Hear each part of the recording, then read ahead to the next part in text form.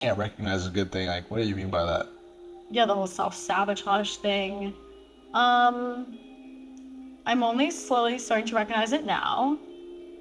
And I don't think I've done it in the past because in the past I've just had really bad relationships that sabotage themselves. Right. Not from Yeah, me. I hear you. But our relationship together has made me realize how much you mean to me. And I keep saying, like, are you real? Like, this is crazy. It's because I've never had anything like this before. And it almost makes me want to run away from it because it's starting to feel very real. It's like, it's too good to be true, right? Like, You're waiting for the bang. there's gotta be something wrong here, Devin. Waiting for the bang. He looked at her mom and her brother, and he straight up lied. What kind of person is capable of doing that? Just a covert narcissist, maybe.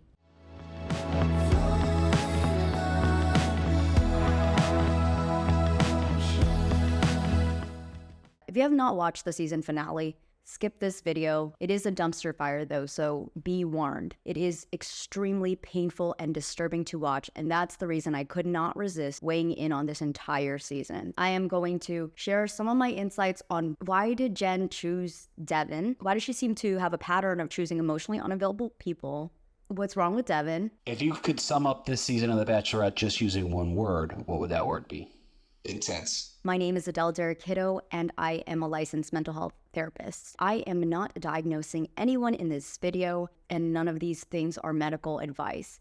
All of these are just my own personal analysis and perhaps my own personal bias, coming from the perspective as an Asian American, my mental health background, and somebody who has been watching The Bachelor since Chris Soules' season, and a big fan of Jenn, despite how messy this all was, to describe how disgusted I am. And I know I am not alone in this. There was a bunch of comments from all of Bachelor Nation wondering what the Devin happened to pull the wool over all of our eyes. It is so confusing. The nation has just been gaslit by the atrocity of somebody's selfish behavior. You can say it's just a reality TV show. These are real people's feelings, and even though they are on TV, we do not know the emotional impact it has on these people's lives. So let's get into it. When Devin and Jenn were starting to get to know each other, they connected on that level of trauma. Question, what makes Devin special?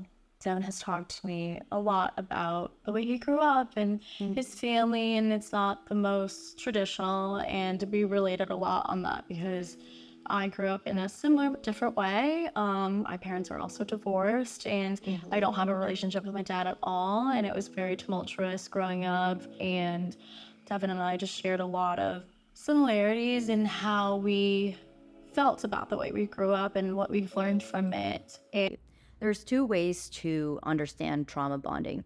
Initially, trauma bonding was used in psychology to describe the relationship between a victim and their abuser, how the victim would fall in love with the abuser over time because of the repeated abuse and because of the addictive quality of reinforced behavior. But the way that trauma bonding is understood today is that people bond literally over their trauma. I suspect happened between the two of them. They both had father wounds. They both had daddy issues. They both know what it was like to be abandoned. The reason that it happens and why it becomes a repeated pattern is because trauma bonds live in the nervous system, meaning that our brain associates neglect and abuse as love. I genuinely want this to work. How could someone that I feel like I have such a strong connection with not be seeing me? And when we look at Marcus, and we look at Jonathan, and we look at Devin, all of them did not have the capability to love her, and that feels familiar to her. That is what she grew up with. But instead, when we don't do our full work in healing that pattern, we are drawn to that unconsciously. These are all hypothetical diagnoses, if you will. I'm not saying go around and diagnose people if they have these narcissistic characteristics. I'm just saying that they exhibit some of these traits. But for now, I want to focus on Devin being potentially a covert narcissist. A good way of thinking about covert narcissists is that they don't present with this sense of grandiosity. They're not very like, oh, very showy, rich and famous and popular. He did, in a way, show his narcissism through the attention that he sought. He was always one of the first people to speak up when they were doing their little speeches, and he rubbed a lot of people the wrong way, and now we know why. It's kind of like, because I walk into a room, I'm a little bit louder than the rest of the people. It's just kind of like chaos is probably gonna follow. Interesting. I don't know what that means. I mean, nothing's been going on. Like I said, I feel like I'm an outbound guy, and I want you to just know, like, no matter what day, what time, like what era we're in, like you're always gonna get like the good, the bad, and the ugly of me. And now we know why that guy gave him that book on emotional intelligence or whatever. And, I'm trying to give a different perspective. I wish you the best. Be careful how you handle yourself. The real diagnosis of it. Narcissists is not that they don't have the ability to empathize, because there's learned empathy, which is cognitive. You know how to act based on what you think is the right thing to do. And then there is the actual feeling of remorse. A true narcissist doesn't sit and ruminate on that guilt and remorse. Was it? Because you said, oh, I was having such a hard time with this breakup. Next thing I know, you're in New York clubbing with Jeremy. Covert narcissists, they have very high cognitive empathy. And the reason I say that they have very high cognitive empathy skills is because they know the right things to say and when to say it. This guy, when he knew he was losing, he went and cried to Jesse. Oh. I don't sleep here. It's okay. He needed that sympathy. Like, it was crocodile tears. They were not real. They were weaponized tears to sway her, to make her feel that sympathy. I don't know what I would do if I lost Devin at this point.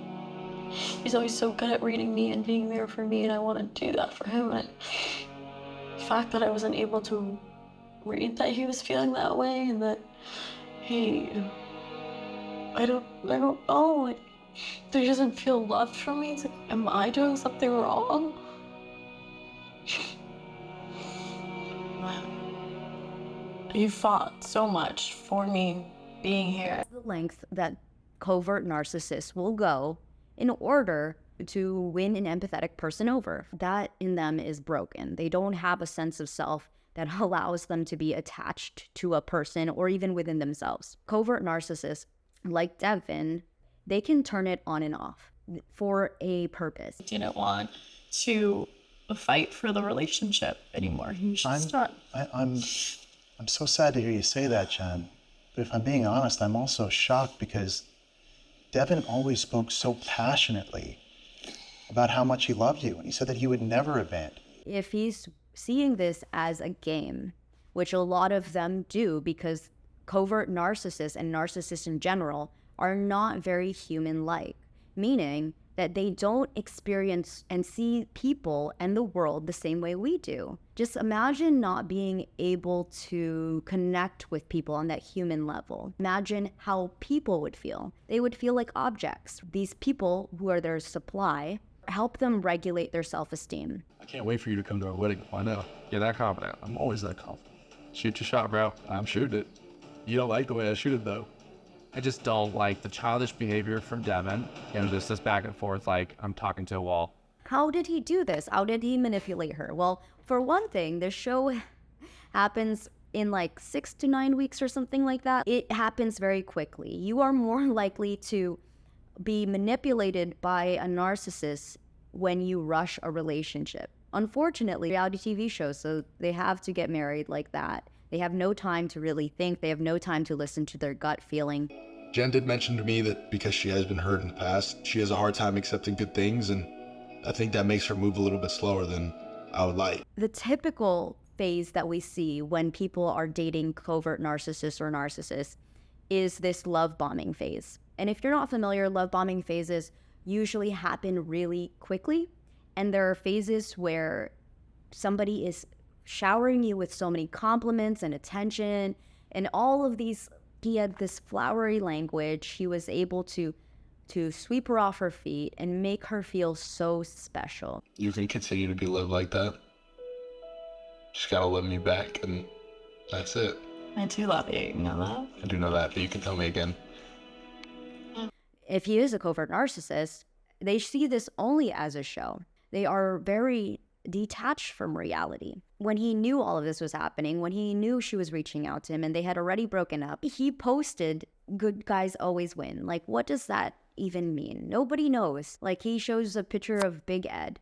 Write in the comments and please tell me what that means, when all I know is that a lot of covert narcissists are very detached from reality because they have their own grandiose ideas about who they are and how they present themselves to the world, and their image means everything to them. You know, I can only sit here and take accountability for my shortcomings, and I have no doubts that I have many more in your mind than there seems to be in mine. And he could not, for the life of him, give her an explanation because he didn't have one. Here's another interesting tidbit about covert narcissists and narcissists in general. The discard phase, which is the phase that comes after, meaning that they kind of discard, they throw the person away. Their feelings really do switch off. And it is very jarring for the person who is experiencing it, their partner, but also for them. I was trying to scour my brain to find some external reason to why this was happening to me. They don't know why they feel that way. It just turns off. They have this fantasy that they go into, which is like, I really, like, this person will cure me. This person is the one. This person is giving me life, like life supply. They're not lying when they say they can't get it back because they never had it to begin with. They are not capable of being attached to another person. When the person is gone, they don't have object permanence. Remember, they don't have a sense of self. So when the person is gone, the person is gone. They don't internalize these objects, which is something that people with empathy are capable of. She says I make her feel some kind of way, but if that's true, then why can't I feel it? I have been through a lot of, so I need more from Jenn. You know, I need that extra. That I don't get it. She is utterly confused about how he was capable of saying all those sweet words and then just basically ghosting her and hanging out with these dudes, right? So part of covert narcissism is that you have to have backup supply, life supply, self-regulation supply, because again, you cannot derive that from within. So what does he do immediately? He follows Maria on Instagram. Why you would do something like that? Did that even mean anything to you? Yeah, absolutely. I mean, it's really hard to. It was so hard when you went and followed Maria on Instagram. So hard. You were going through such a tough time. Yeah, I can't excuse the Instagram follow. I know how much that hurt you, and So you did it to be cruel? no, I did not. And again, I'm not here to. He just took the mask off. But that's what covert narcissists are capable of. Let's also talk about the fact that her top picks were all emotionally unavailable guys. I'm not saying that these guys were emotionally unavailable and it's their fault. And I'm not saying it is her fault either, but I do think it is important to take accountability for the choices that we make, even if those choices are unconscious patterns that carry on from childhood. Do you feel Marcus is giving you the love that you need right now? He definitely could be giving more. But do I feel like he's really close to getting it?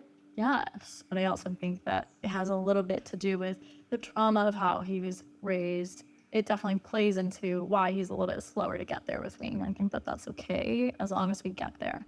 I'm not in a position to kind of judge that because I don't know how trauma affects people. It affects people very differently. Yeah. But your history with people who are emotionally unavailable, Marcus kind of seems to fit that mold. You really feel like so?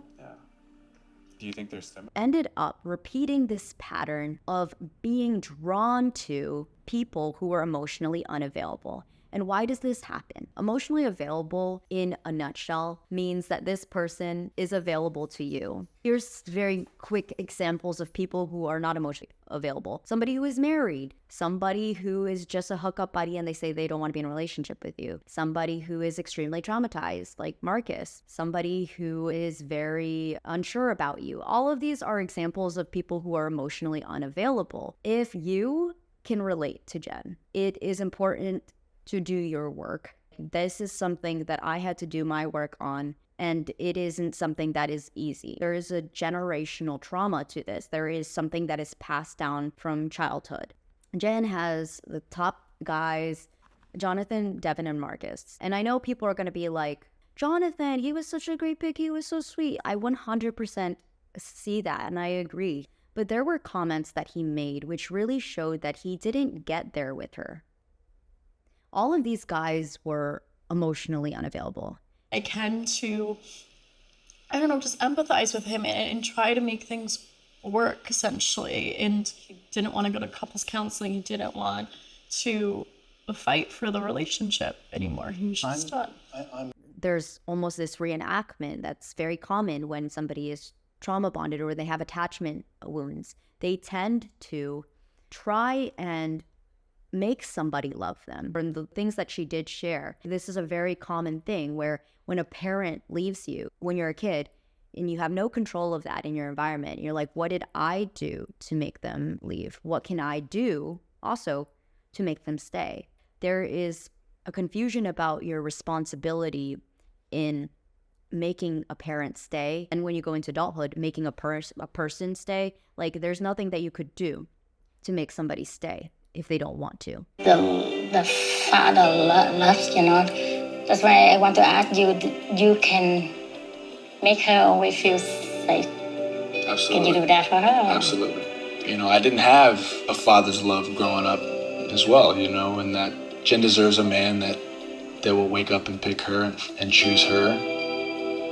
And I know that she hasn't always had that in life, and to be that person for her would be a blessing for me, Because it doesn't come down to the fact that you weren't good enough. She may have been following this script in her attachment wounds where she has to become good enough in order to make somebody stay instead of choosing somebody who is there for her. And again, with these mid guys, I'm not sure if anyone was there for her. Are you open to love? Am I open to love? No. I'm in a hiding men period. Fair enough. You had one thing to say to Devin. To say. It'd be, because this was just a dumpster fire of a season and there's no way that they can pay her back. The girl already had so much trauma and then you just added to it. Again, she made the choices that she made. She was the one who chose these emotionally unavailable guys. But could they not have set her up better? Could they not have given her guys that were there for her? Could they not have not aired that on TV after they had her sit there and not even ask this man more questions of the way the season finale ended? There was no closure. And I think that's one of the most painful things that people experience when they have a relationship with somebody who presents with narcissistic personality disorder. Ladies and gentlemen, be careful. There are wolves out there, and the show is only going to attract more of them. Talk about representation, right? Comments below, subscribe if you're interested to learn more about narcissistic personality disorder, if you're just interested in learning about mental health in general and dating and relationships, and comment, let me know what you want to see. Maybe I will do another episode on Sam and Devin and analyze the difference between a malignant and a covert narcissist, because there are some conflicting ideas. Do your work to heal from that so you don't attract guys like that. Thanks for tuning in, and I will catch you guys next time.